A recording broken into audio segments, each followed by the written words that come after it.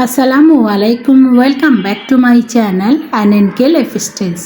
আশা করি আপনারা সবাই ভালো আছেন। আজকে আরেকটি নতুন ব্লগ নিয়ে চলে আসলাম আপনাদের মাঝে।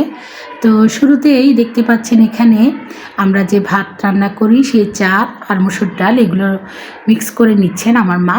তো বুঝতেই পারছেন বাইরে বৃষ্টি পড়ছে আজকে 2 দিন ধরে। সকালে উঠে দেখলাম বৃষ্টি পড়ছে, তো রাস্তাগুলো একদম ভিজে আর কি আছে।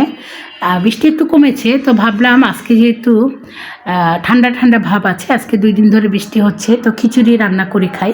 সকালে নাস্তা খাওয়ার পরে আর কি মোবাইলটা অন করলাম ভিডিও করার জন্য, কারণ আজকে ভর্তা দিয়ে খিচুড়ি খাবো, ভর্তা করব।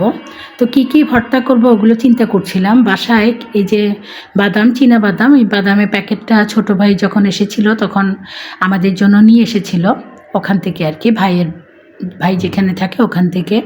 তো বাদামের প্যাকেটটা ওইভাবেই রাখা ছিল। প্যাকেটটা খুলে এখন আমি একটা স্টিলের থালার মধ্যে নিলাম। এগুলো আমি একটু চুলার নিচে রাখবো, যেহেতু বৃষ্টি পড়ছে একটু চুলার নিচে রেখে একটু যখন একটু গরম হয়ে তারপরে ঠান্ডা হয়ে গিয়ে একটু আর কি ভালো হবে। তাহলে না হলে এমনি কিন্তু এখন বৃষ্টি পড়ছে, অনেক সময় এই বাদামগুলো এইভাবে থাকলে ছত্রাকের মতো আর কি হয়ে যায়।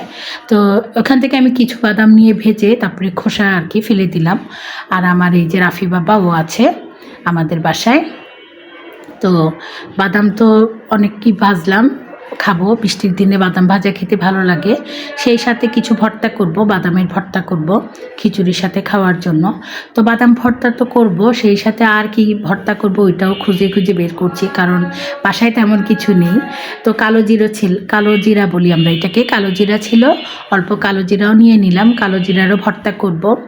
আর খিচুড়ি দিয়ে বাদাম ভর্তা, কালো জিরা ভর্তা, আরও যদি শুটকির ভর্তা হয় তাহলে কিন্তু মন্দ হয় না। তো শুটকি কি বাসায় আছে ওটা দেখতে হবে। তো আমরা তো ওই যে বাঁশপাতা মাছের যে শুটকিটা আর কি কাঁচামরিচ দিয়ে ভর্তা করে থাকি, ওটা মানে খিচুড়ির সাথে খেতে বেশ ভালো লাগে। তো পরে দেখলাম শুটকি মাত্র 2টা আছে, তো ভাবলাম আগে 2টা ভর্তা করে নিই, তারপরে শুটকির ভর্তাটাও বের করে আর কি ভাজা করে নিব। তো যাই হোক, সবগুলো আর কি ভর্তারগুলো আইটেমগুলো গুছিয়ে নিয়ে তারপরে আমি এই যে এখানে আলু 2টা আর কি এইভাবে পিস পিস করে কাটলাম। আলু দিচ্ছি কারণ এই যে আমার ভাইয়ের মেয়ে, তারপরে এই যে মেজোটার ছেলে আর কি, মেজো ভাইয়ের ছেলেরা রাফি, ও আলু খেতে পছন্দ করে। আর খিচুড়িতে কিন্তু আমি ঝাল দিইনি, শুধু কয়েকটা আস্ত কাঁচামরিচ দিয়েছি। আমরা তো ভর্তা দিয়ে খাবো আর ও ডিম দিয়ে খাবে, ও একটু ঝাল খেতে পারবে না, বাচ্চা মানুষ, ওই জন্য মানে মরিচের গুঁড়াটা আর দিলাম না, কয়েকটা আস্ত আস্ত কাঁচামরিচ দিয়ে দিলাম। তো এটা কিন্তু আমি চাল ডাল কষিয়ে আর কি পরিমাণ মতো গরম পানি দিয়ে দিলাম। আর ভুনা খিচুড়ি করব, লেটকা খিচুড়ি করব না, ভুনা খিচুড়িটাই বেশি আর কি পছন্দ করে আমাদের বাসার যারা সদস্য আছেন ওনারা। তো যাই হোক, এখানে আমি খিচুড়িটা বসিয়ে দিয়ে তারপরে চুলার আঁচটা কমিয়ে তারপরে আমি যখন খিচুড়িটা হয়ে আসবে একটু, তখন তাওয়া বসিয়ে দমে বসিয়ে দেব। তো এই ফাঁকে কিন্তু আমি পাটায় বেটে ভর্তাগুলো করে নিলাম। আজকে কিন্তু মানে ব্লেন্ডারে পারলে ভর্তা করতে পারতাম, কিন্তু করলাম না, ভাবলাম অল্প অল্প ভর্তা আছে এগুলো পাটায় বেটে করে ফেলি। কালো জিরার ভর্তা, তারপরে 2টা বাঁশপাতা মাছের শুটকি ছিল, ওগুলো কাঁচামরিচ পেঁয়াজ রসুন দিয়ে ভেজে ভর্তাটা করে নিলাম। এখানে বাদাম ভর্তা, তো 3টা ভর্তা করলাম। তো মাশাল্লাহ দেখেন ভর্তাগুলো কিন্তু দেখতে খুবই লোভনীয় লাগছে, খেতেও কিন্তু খুবই মজা হয়েছিল। আসলে আমি কি বলবো, গরম গরম খিচুড়ি দিয়ে আমি ভর্তা দিয়েই খেয়েছি ভাত, আমার আর কিছুই লাগেনি, সাথে তো ডিম ভাজা করবই। তো যাই হোক, ভর্তাগুলো করে তারপরে আমি এখন চলে যাব আমার যে খিচুড়িটা দমে বসিয়ে রেখেছিলাম দেখার জন্য। খিচুড়িও হয়ে গিয়েছে। আর আমরা কিন্তু ওই যে ভাতের চাল দিয়ে সবসময় আর কি খিচুড়ি রান্না করে খাই, পোলাওর চাল দিয়ে খাই, তবে ভাতের চাল দিয়ে বেশি রান্না করে খাই। তবে মুগ ডাল, তারপরে আরও বিভিন্ন ডাল দিয়ে রান্না করলে আরও বেশি মজা লাগে। তো ওগুলো কিছুই বাসায় ছিল না, শুধু মসুর ডাল ছিল, মসুর ডাল দিয়ে রান্না করলাম। তো দেখেন আমার এই যে তাওয়ায় বসিয়ে রেখেছিলাম, আমার হয়ে গিয়েছে ভুনা খিচুড়ি মসুর ডাল দিয়ে। তো খিচুড়ি তো গরম গরম রান্না হয়ে গেল। তারপরে এখন কিন্তু মানে বাসার অন্য কাজগুলো করে তারপরে যখন দুপুরবেলা আর কি খাবো, তখন আবার ভাবলাম আপনাদের সাথে একটু শেয়ার করব। তো গরম গরম খিচুড়ি, তারপরে সেই সাথে ভর্তা, সাথে ডিম ভাজা করলাম, আর সাথে নিলাম আচার। এই বছর কিন্তু আমের আচারও করলাম না, আর সেই যে শীতের সময় করেছিলাম জলপাইয়ের আচার, ওটাও শেষ। আসলে আমরা তো আচার করি রোদে দিয়ে, আমরা তো চুলায় দিয়ে কোনো আচার করি না। আমার চ্যানেলের ভিডিওগুলো দেখলে আপনারা বুঝতে পারবেন, আমরা সবসময় রোদে দিয়ে আর তেলের আচারটা করি। তো এবার ওইভাবে আর কি ছাদের উপরে উঠে আচার শুকিয়ে রোদে দিয়ে আচার শুকিয়ে করা হয়নি। তো এই অল্প জলপাইয়ের আচার রয়েছে, ওটা নিয়ে নিলাম। তো আমি আর মাই প্রথমে বসে পড়লাম খাওয়ার জন্য, আর রাফি সোনা তো ডিম ভাজা দিয়ে খেয়ে নিয়েছে, ওকে মা খাওয়াই দিছে।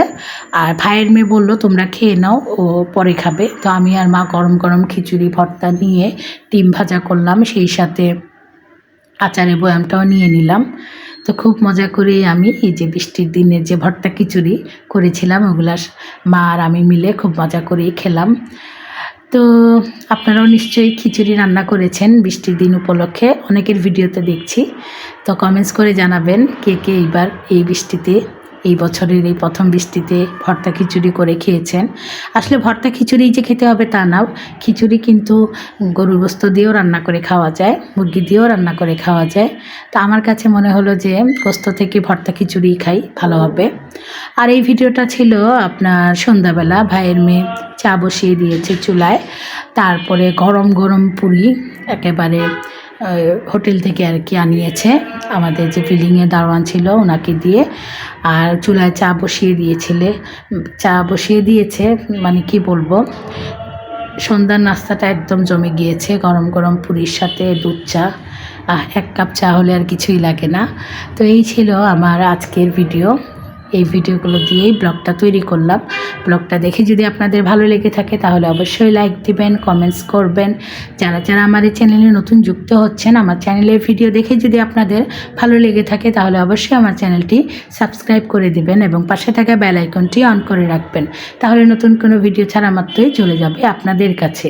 দেশ এবং দেশের বাইরে যে যেখান থেকে আজকে আমার ভিডিওটি দেখছেন, আপনাদের সবাইকে জানাচ্ছি অসংখ্য ধন্যবাদ। আজ তাহলে এই পর্যন্তই, দেখা হবে ইনশাল্লাহ পরের কোনো ভিডিওতে।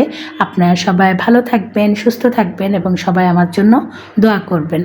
আল্লাহ হাফেজ।